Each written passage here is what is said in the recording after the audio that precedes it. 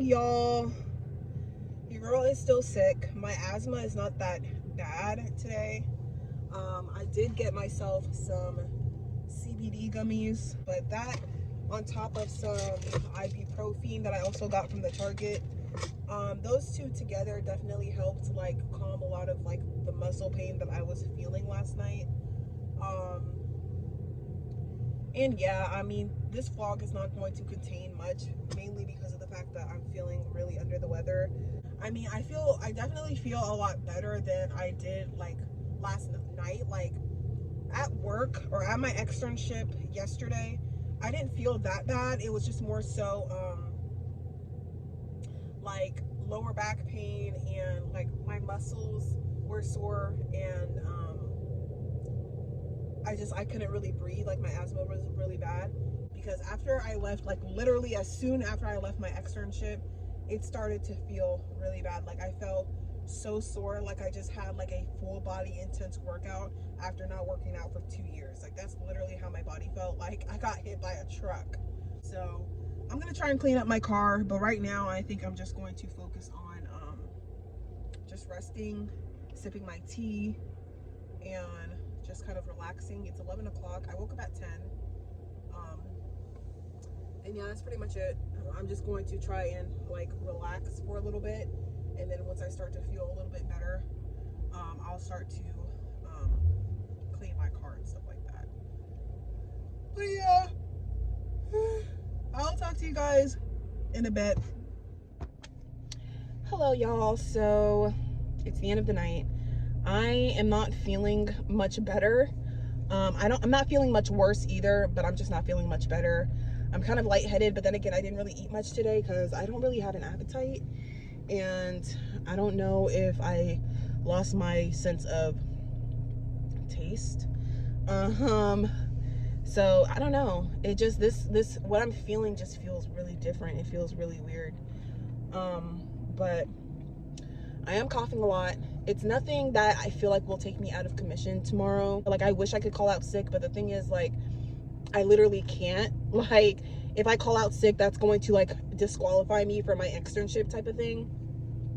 So I'm not going to do it. I'm just going to thug it out tomorrow. And you know, tomorrow's Friday. I don't have to extern again till Monday. So I have, you know, those 2 days, 2.5 days, pretty much 3 days when you put Friday and Monday together.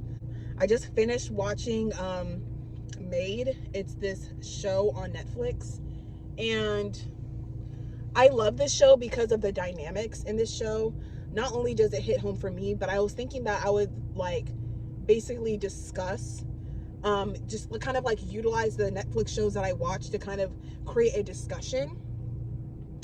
But you know what? I'm just gonna go ahead and have this discussion now because yeah, why not? You know, ooh, why not have this discussion now? We have time. So I'm just gonna test this out, see if you guys enjoy it or whatever. But the movie or the series Maid has shown how, like, literally, if you watch that series, you can literally see how generational curses really work, and generational cycles of generational abuse. You can really see how it kind of works and how that gets passed down. Because I know a lot of people like to go into the whole spiritual woo-ha, but for me personally, I am a very spiritual person, but I don't like going into the whole spiritual woo-ha to like where it's not grounded in logic and reality, like how that actually connects to real life. So if you watch that TV show, you will be able to see basically how, you know, generational curse of alcoholism and generational curse of abuse, domestic violence abuse, how, you know, that happens and how that can be repeated through cycles and generations, if not addressed. So the main character, Alex, she works as a maid, and there are going to be some spoilers in here, so, you know, but definitely go watch it. It's a good watch. So the main character, Maid, basically her mom suffers from domestic abuse, domestic violence through her father, who was an alcoholic. And basically once she had enough, she decided to pack up her daughter and herself and drive to Alaska. Now, you would think that once somebody leaves their main abuser, that they could understand the cycle of abuse. But the thing is, like, and in the show, they actually say that women, or just people who are domestically abused, sometimes it could take them up to 7 chances to leave. And I'm sure if you dealt with domestic violence, you already know how the story goes. I know how the story goes. It definitely does sometimes take more than one try.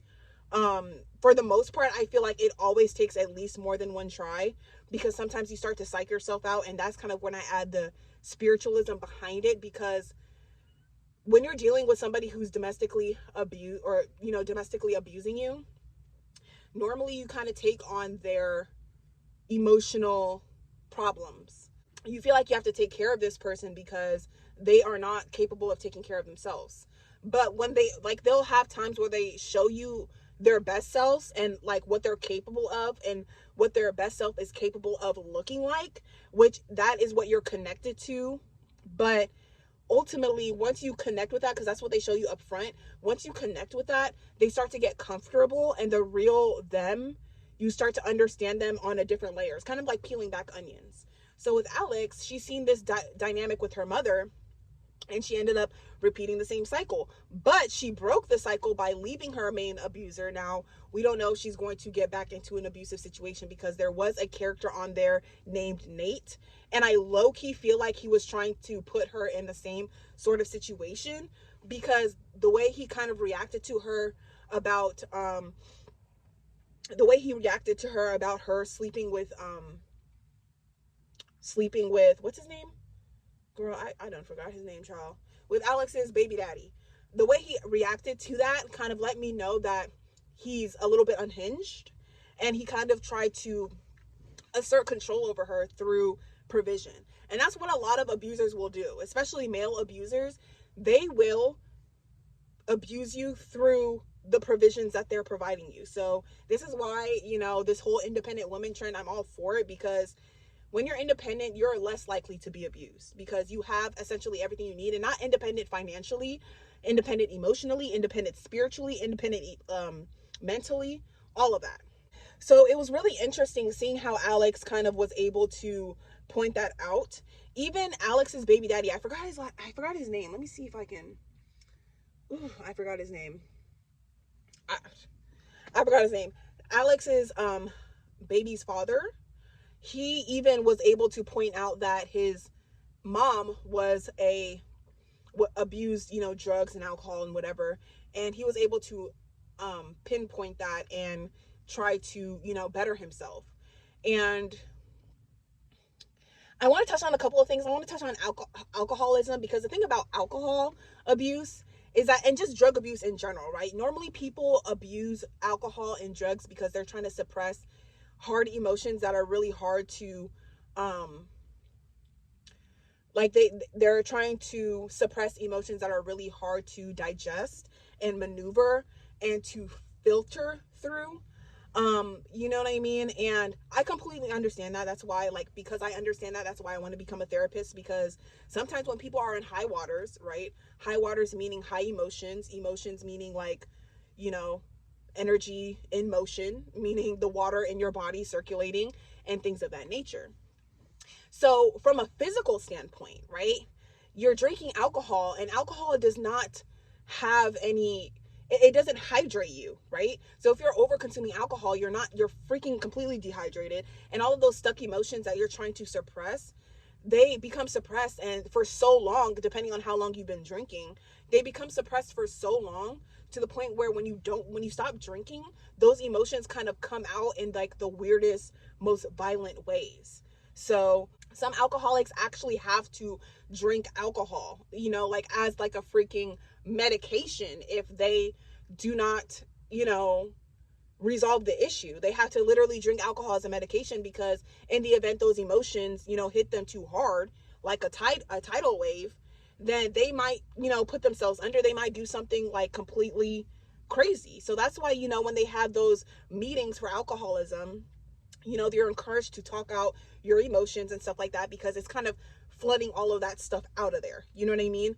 But if you drink alcohol too much to where you damage your liver and your, you know, digest parts of your digestive system, then your body is not able to flush out those emotions, right?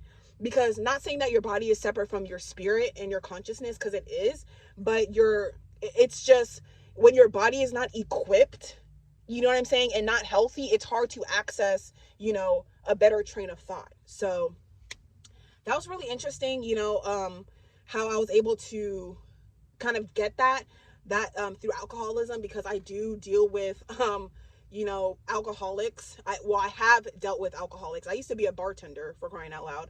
So I have dealt with alcoholics in the past, and I completely understand it now.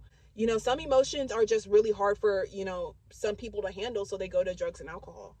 But moving right along, as far as domestic violence victims, I feel like with that, because you feel responsible for somebody's well-being, because you're so attached, it's obviously a trauma bond, right? Because you guys kind of, you know, are going, it's kind of like a polar opposite, right? So with somebody who struggles with alcohol abuse, they're going to abuse you emotionally, right? Because they don't know how to, you know, filter through their own emotions. And if you're dealing with a generational curse that happens to land in, you know, domestic violence abuse, then you're probably going to end up being paired up with somebody, you know, energetically, you know, who is going to abuse you if you don't understand that, you know, this is something that I might deal with. You get what I'm saying? And that you're not responsible for somebody's else, you know, whole well-being. Oh shit. That is weird.